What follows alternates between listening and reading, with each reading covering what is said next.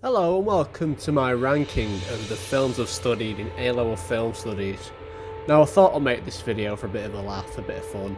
So if you're curious about where I've put these films, please continue watching.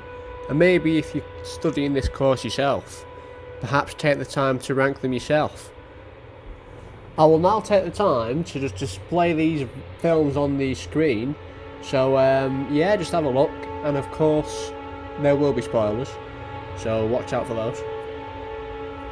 I'd also like to mention before we do start that if I'm ranking these films really low and you think they're brilliant, this is only subjective, this is just my opinion, and by no means are these films bad.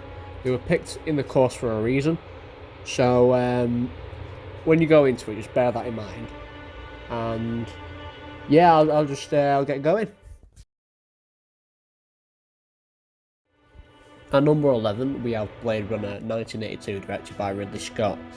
Now, my issue with this film is that it is great in terms of cinematography and editing, as well as the really good non-diegetic music scores. However, I feel like the pacing just isn't there, and it ends up being kind of boring. You're sort of slogging along, trying to understand what's happening, and I feel like the film just doesn't go many places. Quite predictable in terms of plot, but I will say this, they have got some really good scenes to analyse. So if you're looking for some good grades for like auteur theory, there's plenty there for Ridley Scott, such as meticulous set designs, and obviously smoke and big crowds and like quite advanced technology in there. Now another reason why it's kind of low is I'm a bit salty that the year after us they get to analyse Alien by Ridley Scott, and I much prefer Alien because it's mint, and Blade Runner, in my opinion, doesn't really compare to it. So, personal biases and me being petty, it's at number 11. So let's move on. At number 10, we have Frances Ha, directed by Noah Baumbach, and I've probably pronounced that really wrong. So, essentially, Frances Ha is only down here because it doesn't really appeal to me as a film. I personally didn't enjoy it as much as I did the other ones on this list. However, in terms of analysis, it is kind of difficult as well. So if you're trying to study it, it's not going to be that easy compared to some of the stuff later on the list. And there's certain scenes in there which are fantastic. There's a dinner party scene which positions the camera at the dinner table, which makes the spectator feel really awkward, which is the probable aim for the director, as we sort of witness Frances trying to get along with everyone around her, and it's just failing. And there's also a little monologue later in this scene, and it sort of has underlying romantic tones, which therefore demonstrates that it's kind of an important scene. It really hits hard for her. So if you're looking for scenes, that's a good one. And one of the big themes about the film is sort of how people view the younger generation. Some people might see them as quite lazy and sloth-like, and probably not really, how do I put this? Not big achievers, I'd say. It explores a lot of themes about that. But otherwise, it's not a bad film, but I just prefer the ones later on the list. So let's move on. At number 9, we have Daisies, directed by Vera Shantelova. Now this film falls under the experimental category, so there's quite a lot of visual layering, there's a lot of flashing images, and it's kind of hard to follow along. There's a lack of continuity editing, which does jar the spectator. And this film also, to analyse it, you sort of step back and look at the narrative of the film, and sort of have a look at the Czech New Wave, because this was made in 1966. And a little fun fact for you, the government couldn't really find a way to ban it, so they banned it for one of the key little motifs reoccurring in the film, which is food consumption, and they banned it for, well, scranning too much and wasting food, which I find kind of funny, so that's that. But anyway, going back to the narrative, Daisy sort of focuses on not really a clear structure. I personally view this as the director kind of portrayed to us, that nothing in life really matters and you can do what you want. And another way I interpreted this film was that there's a tragic narrative closure at the end where they get crushed for doing something good. However, throughout the film, they're always up to no good. They're mischief makers. They're doing bad stuff. They're swindling men, and they're doing all this and that. Power to you, though, to be fair. But when they try doing something good, they get punished for it in the worst way possible. So it could be sort of a projection of maybe like an opposite of doing bad and doing good. I'm waffling a bit there, sorry, but the reason why I put this film kind of low is another thing where it just doesn't appeal to me in its messages. I'm not really the target audience, so whereas with the other films, they sort of hit me more emotionally. So Daisies is now at number 9. Let's move on. At number 8, we have We Need to Talk About Kevin by Lynne Ramsay. Now, this film does rely on like a massive plot twist at the end, because it starts how it ends. It's like a very ominous curtain at the start, and the camera sort of slowly approaches it, meaning there's something sinister behind them curtains, and there is. Now, this film follows a evil little twat called Kevin, and his mum who's been absolutely shafted over by life and just the kid itself. Kevin's a little bugger, he's a little dickhead, and he does all sorts to really annoy the spectator, and you can tell he's evil. Like, bro's the little version of Mike Myers, he's just the fucking embodiment of evil. There's nothing good about him. So you follow along in the film, you watch him do this and that, and when the climax hits, it's really quite upsetting, and it nearly brought me to tears, really. So what happens at the end is a massive, and Kevin's behind it. He just brings a bow and arrow into school and starts shooting them. It's dreadful, it's horrible. It's a really hard watch, but in the same vein, it is very, very interesting to analyse. I can see where Lynne Ramsay was going with it. You sort of explore the psychological damage that the mother sort of endured during this period, as well as just sort of the evil motifs behind Kevin and what he's up to. But this film does tackle very heavy subject matter, and certain scenes which are very good to analyse is the ending, as well as there's a scene where the mum drives through the street on Halloween, and you sort of see where maybe she really misses the innocence of having a kid, and maybe considering this is after when he shot everyone, this could be her feeling absolute remorse, because these kids, if they were born same year as Kevin, they would have been victims of his evil actions. But it is pretty down low, which, well, my apologies, it's only number 8, because once you've seen the film, you've already seen it once, and you sort of expect what's going to happen. But I don't know, man, it's one of them ones where it's great, but personally I found it really shocking, and I just genuinely prefer the ones above this. So it's down here for not many great reasons, but it's still a good film, so let's get going. For number 7, we have a documentary within the film studies syllabus. We've got Amy, directed by Kapadia. Now this tells us the real and true story of Amy Winehouse and what actually happened to her behind the scenes and stuff. It delves into a lot of her personal life and how the media sort of ruined and destroyed her. They antagonised Amy, and Kapadia tries to steer that away and tries to put a spotlight on her which is more positive rather than trying to make her look evil and horrible. Now, this film really connected to me emotionally.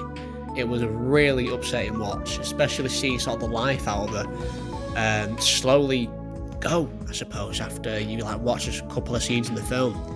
There's a really interesting scene where she's singing Back to Black in a little recording studio. Kapadia cleverly sort of weaves in and out the non-diegetic music while also displaying the lyrics on the screen when she's singing. So you resonate with Amy there. It's a really, I wouldn't say cold scene, but it's a really emotionally damaging scene. I was quite sad, and yeah, especially with the end, it wraps up with her death, which is really dark, and it did actually bring me to tears. And considering a film brought me to tears at number 7, yeah, man, these films are fantastic, but very good to analyse and a very good film all around. So let's get moving. At number 6, we have a Alfred Hitchcock special. It's Vertigo. It's considered one of his best films, and I can see that. I can really see that. It explores the story of Scotty, this guy who's become obsessed with this girl called Madeline, which could also be seen as Julie. And it's like two separate people. It really messes with the mind of the viewer, and it was really innovative for the time. Very quite out there storytelling, and it explores themes of voyeurism. And if you don't know what that means, it's I'll put a definition on screen. I can't think of the words right now, because all I can think of is a certain scene in the film where they're in a restaurant, Madeline and Scotty, and there's a frame within a frame where Scotty looks at Julie, and she's in this magnificent green dress, standing out from the crowd. And we have some non-diegetic audio with some romantic instruments sort of suggesting that they'll get together. It's like subtle foreshadowing. And as she approaches Scotty, we get treated to a silhouette, perhaps even saying that there's two sides to this woman. And there really is in the film. And it's sort of in the middle of the list here. It's very, very well shot and very well choreographed. There's a lot of things good about this film, and when you're studying it, it is a breeze to analyse. You've got plenty to use, and if you don't manage much out of the film, then you need to focus more on not being funny. At number 5, we have a black and white film called Sunrise, directed by F.W. Murnau. Now, this is a spectacle and a visual masterpiece. At the time, it was considered peak of silent cinema, but unfortunately, a couple weeks after, The Jazz Singer got released, which is the first film with audio, so it sort of blew out Sunrise out of the water, which is a shame. But going into the film itself, there's plenty to use here, plenty to analyse, and the key sort of theme you're looking at when you're studying the film, it's German expressionism versus realism. So you're looking at a lot of elements which could appear quite fantasy, such as the really upscaled city that they go in. And fun facts, the city was all designed and a huge set piece, all created in Hollywood. So, and it costed them an absolute arse ton, 300,000. But anyway, back to the film. It is a visual spectacle. There's a lot of double exposure, as well as some really, really innovative camera movements. There's a scene in a marsh, and the camera sort of tracks the man it's like a ghost. It's following him along, and the story revolves around the man feeling absolute guilt for trying to drown his wife. He makes it up to the wife, and shit goes tits up at the end. But I feel like classical Hollywood had a huge influence on the end, because it's kind of a happy ending in the end. So there's that to consider. Did the director want a different outcome to the ending and was influenced by Hollywood? Who knows? But personally, I really enjoyed it. There's nothing bad to say about it personally, so I'm just going to get moving on. At number 4, we have Trainspotting, directed by Danny Boyle. Now, when I was in the course, I was really excited to get to this film, and I was not disappointed. It is genuinely mint. It's fantastic. It follows this story of, I'd say, a Scottish lad. You just follow his life around, and how in Scotland shit's going really bad.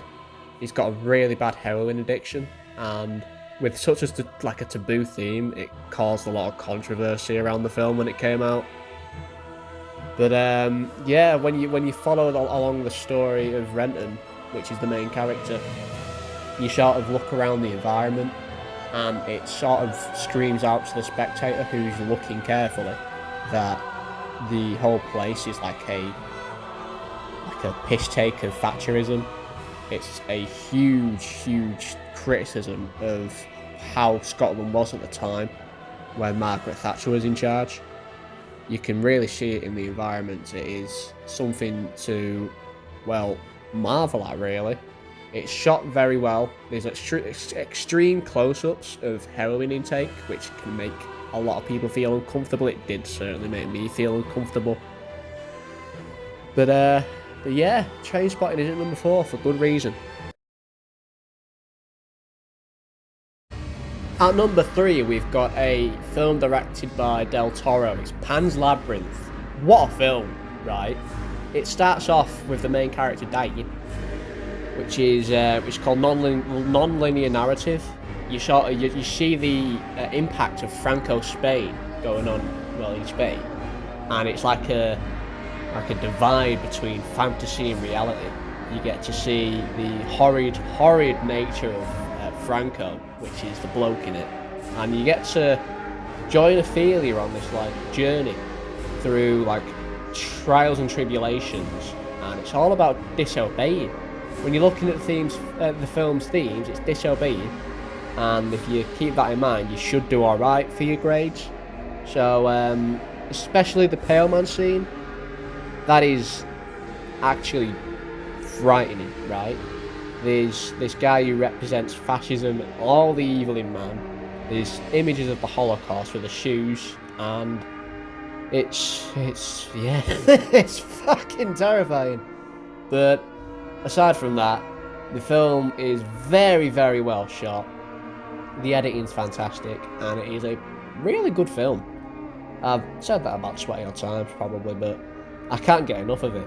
And the ending made me cry, because Franco goes and chases Ophelia in this little maze and just shoots her dead.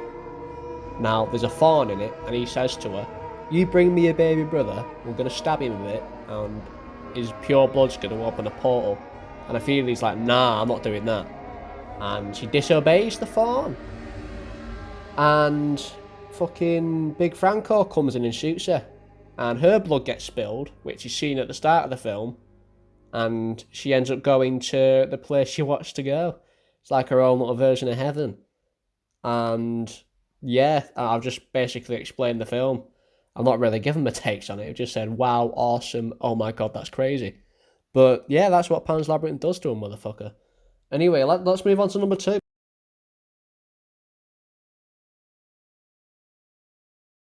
At number 2, we have La La Land, directed by Chazelle. Now, this film is about Ryan Gosling and Emma Stone dancing around and playing piano. No, it ain't. It's a musical. It's mint. It is really good. I'm not big on musicals, and it's number 2. That's how good of a film it is. It's essentially about people in Hollywood trying to find stardom and create a lasting legacy for themselves. Now, there's a big thing for studying it about passive and active spectatorship. Now, passive is where you just follow along and watch it. You don't really think about the themes. You allow the director to just spoon-feed you what you're seeing. However, an active spectator like me would challenge the things in the film that are being shown and explore the other ideologies. So you're looking at that when you're looking at La La Land. But going on to the film, it is an emotional journey. I cried twice. But yeah, all throughout the film, you're watching as Sebastian and Mia sort of explore the relationship with each other, and it turns out it doesn't work out in the end because they both sort of want different things. Seb wants to save Jazz, and Mia wants to go on to become an actress. There's a lot of things about gender in this film as well. Mia would always be watching Seb do amazing things, and Seb doesn't really return that. There's a big spotlight on his performances rather than hers. So when you watch the film, bear that in mind, because that will probably come up in a question maybe. But back to it, so essentially they don't really work out together. And at the end, there's this beautiful, marvellous, choreographed, excellently edited scene. It's like an epilogue of everything that's happened in the film, and like a what-if scenario. What if Mia and Sebastian stay together? But it subverts the expectations of the spectator, and it turns out that the things that were just shown were just the fantasy of Mia's, and probably Seb's too.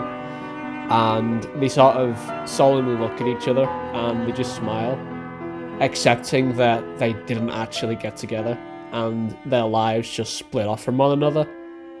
And it really hits. It hits a lot. And La La Land is just a fantastical little performance film. It's really, really good. It's a great musical. And considering it played on my emotions that much watching it, and it's kind of doing it right now, it's up here for a damn reason, alright? It's number 2. Now, what could be number 1, you might be asking? Well, let's find out.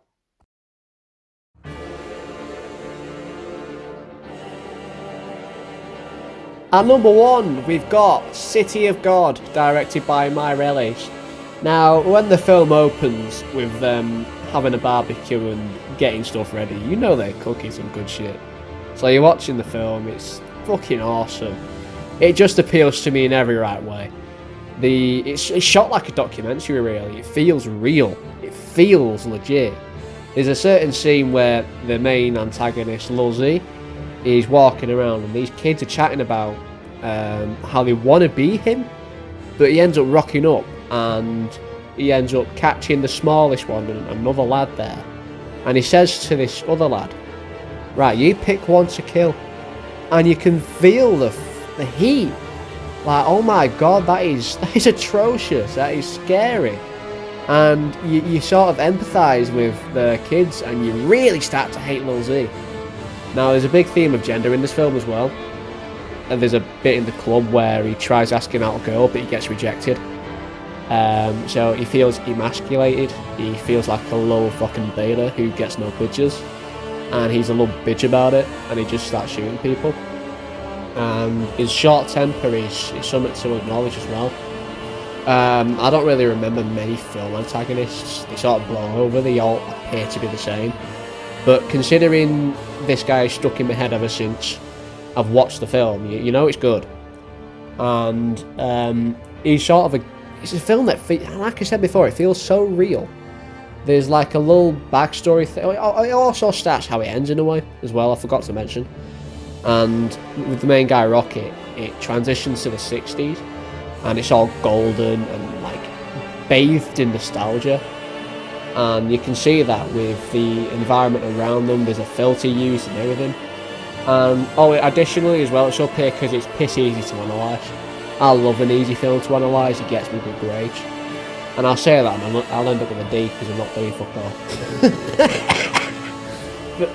But anyway, City of God's great. It's up here at number 1. It deserves number 1. It is number 1. It is awesome. It is so cool.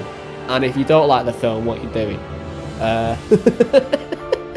Nah, I'm just being funny. Everyone's got their own opinion, and mine is City of God being number 1. And that concludes my list, really. Yeah, so I thought I'd do this, not only to boost my own revision a bit, so I can look back on the films and go, oh yeah, that's who directed it. I can also give you guys some input on what's happening with A-level film studies. Where do I think the films are going? Even though you're probably not too bothered about that if you just found my channel. If you're still watching, hiya, thanks. I really appreciate it. Not many people can stick out a big video nowadays, because if it ain't short form, they ain't watching. But you did, and I respect you for that. Go, you know what, yeah, good going. But yeah, that's going to be me, and that's going to be my list. So, yeah, take it easy, stay safe, and tune in for any other little videos I do. Take care. Ta-ra!